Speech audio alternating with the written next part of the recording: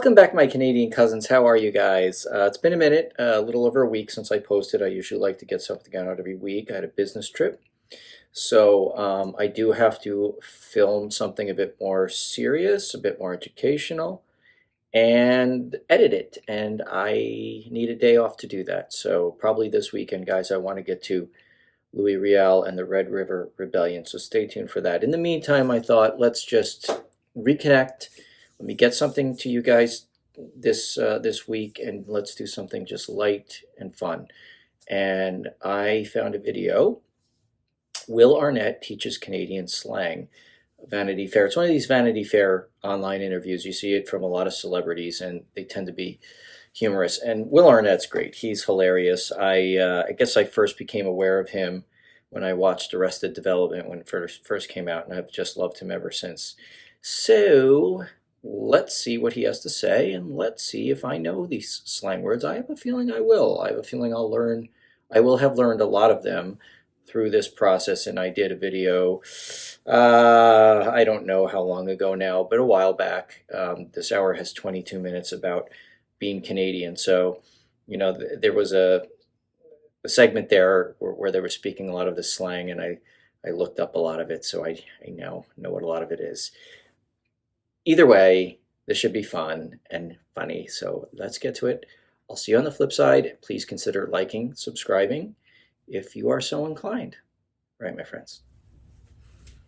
iPad, eh? Hi, I'm Will Arnett, and today I am teaching you Canadian slang. First Canadian slang is hoser. It's somebody who's very Canadian. Heavy Canadian accent, big hockey fan, wears a toque, kind of like a redneck. Clicks. Clicks is just short for kilometers. How far is it from Winnipeg to Portage la Prairie? Oh, she's about 150 clicks, bud. Or you might say, I like how he puts in the intonation and the accent. Hoser, yeah, we in the U.S. know that one very well, and have for a long time. Clicks, yeah, kilometers. Despite popular belief, we're not totally unfamiliar with the metric system, and I also think our military uses it. I think we hear that in movies. Toque, it's funny. Where was I recently? Because I've heard it so much on this channel. I was out west in a store, and I was considering buying a hat because my head was cold, and I almost called it a toque. I also, because I read your comments so often, I'm getting so used to seeing the variances in our way of spelling words, and so I literally almost wrote color with a U the other day. Anyway. she's like 6 beer. Molson Muscle. Molson is a beer, and it refers to having a beer gut. A 2-4. Oh, man. That's a case of beer. If you come into a party in the summertime and you don't have a 2-4, you're not getting in, bud. Or you might come with a suitcase, which is just a 12. Giver. Oh, interesting. So we would call a case of beer or a suitcase. That's not really used much anymore. When I was in high school, yeah, a long time ago, it was a 24-pack. A 12-pack would be just a 12-pack. A 2-4, I like that. And isn't there a 2-6 that means some kind of measurement of a liquor bottle and a Mickey? Means like go get it, like go Smaller for it. Guy. Oh, giver. Toque. That's a wool hat with a pom-pom, or not. What you might even, in this country, I guess, call like a beanie, which I hate that word. So dumb.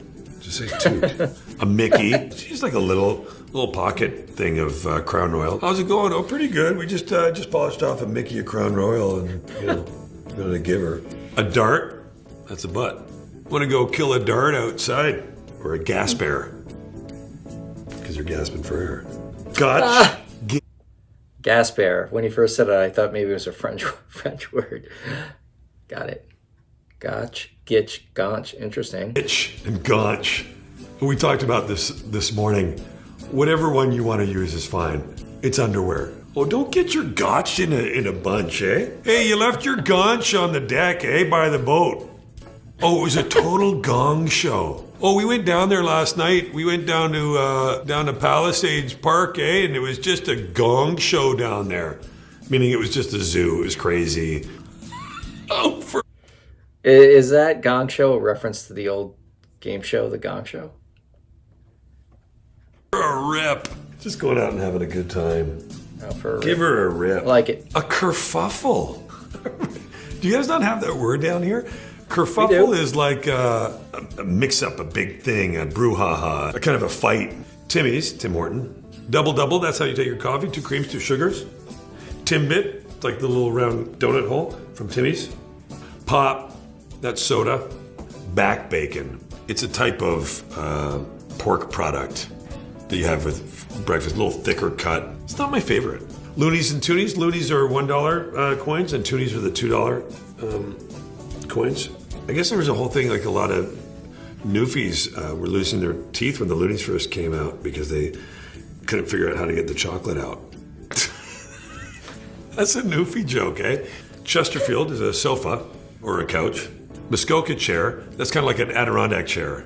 The peg, Okay, so far I've recognized all of them except for Gonch, Ginch, and whatever the other ones were from nowhere. That's funny. We definitely do say a kerfuffle. We definitely say that. I'm not sure why that's in there. That's common. In fact, my wife said it just this past weekend. What did he say about those chairs? We call Adirondack chairs. Where does that word come from?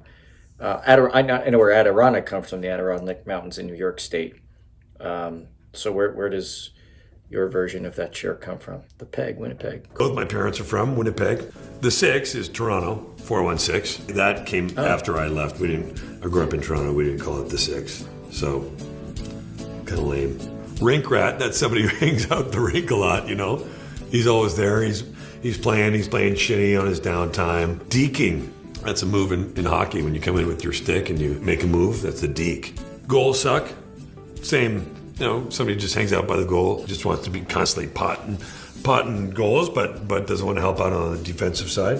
Chirping, beaking. Chirping is like, you know, mouthing off. And like, it's a big in hockey, you know, if you might get on the bench after a shift and you just start chirping at them. Don't worry about it, I'll be chirping the whole time. I hope you learned some good Canadian slang. I am Will Arnett. Feel free to go WFO. Wide fucking open, eh?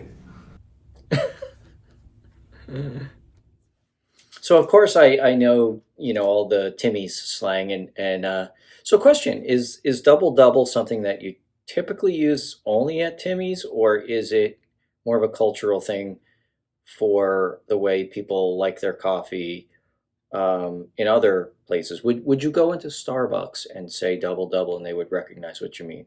I suspect so. And if you've watched one of my other videos that I did on Tim Hortons, there have been 2 of them. I actually did go in there and ask for a double double, but being that it's here and the people who are working there are from here, they didn't. The guy just went, "Huh?" So I that was my experiment. And by the way, the first Timmy's opened up where I live on Long Island a little over a year ago. This past like Christmas time, they're all over the place now. There's just been a Timmy's boom on Long Island, New York. But all of them are in these gas station mini marts. I mean, they're legitimate. They're big enough. They have, a few employees working there. They've got all the donuts and the coffees and the other food. But they're not freestanding. You can't just kind of go in there and lounge and sit down. They do have drive-throughs, most of them. And I am very curious when I go back to Canada to try Timmy's. I did when I was there years ago, but I just don't remember the impression it made on me. I was like, oh, this is kind of like Dunkin' Donuts. That's what I remember thinking. I mean, I didn't do any kind of taste test comparison, but I would like to know that. That the hockey ones, I definitely was not familiar with. Even though I'm a hockey fan, I'm a fan. I'm an observer, and I've been a lifelong fan. I've never played hockey. I played deck hockey. I played in the street. We tried to emulate our heroes, but I was never given, afforded the opportunity to play for any given amount of time on the ice, and nor can I skate very well, so that wouldn't really work for me. Um, Let me think of some of the other ones that he covered. Back bacon. Is that what we in the States call Canadian bacon? Um, that's I'm curious about. Now, pop. Pop here in the US, I think like the old expression and maybe the original expression for it, perhaps, was soda pop. And so regionally it differs. Where I live in the Northeast, we call it soda. I do know in other parts of the country, parts of the Midwest, and maybe out west, they call it pop. I had a college roommate from Pittsburgh, and he called it pop for sure. Strangely enough, down in the deep South, they call all soda Cokes. It's very, very weird. I only actually learned this recently. So you could say, I'd like a Coke, and they'd be like, what kind? Sprite, root beer, Coke, Pepsi? No, a Coke. A Coke is a Coke. It's a brand of cola specifically. That's it. So we have some weird quirks there. So is pop regional in Canada as well? Are there other regions? I mean, what did he say? He was originally from Winnipeg, but grew up in Toronto or something. That went by very fast, so it was like sort of some of it went by me very quickly. But yeah, again, is that a regional thing? Does any part of Canada say soda? Anyone still use the whole expression soda pop, or are there other variations of it? Oh, and so I was saying the Adirondack chair. I went back and looked. He said Muskoka chair. So I assume Muskoka is a place, a region, or something named after that. So yeah, let me know about that. Loonies and Toonies, yes, of course I knew, and I do know why. The loony because of the loon bird, and then just a play on the words too, Toonie. So that's good. Do know that one. These were great. If there are any others that Will did not cover that you think are funny, that are fun, or that you just say are slang and you'd like to throw your 2 cents in there, please let me know. Drop a comment, let me know. And yes, so I will see you shortly for more history. But I just wanted to take a little detour to have a little fun today.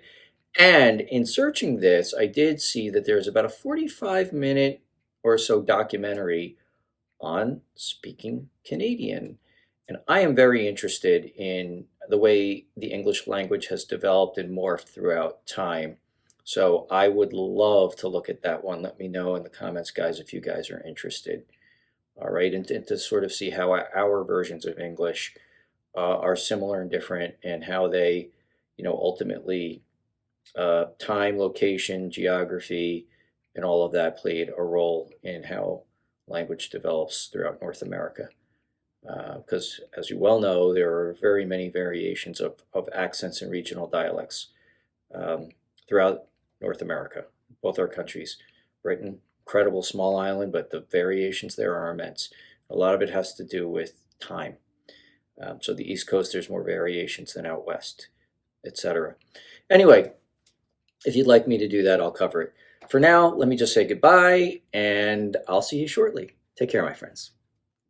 Oh, she's about 150 clicks, bud. Molson muscle. Oh, give her. Hey, you left your gunch on the deck, by the boat.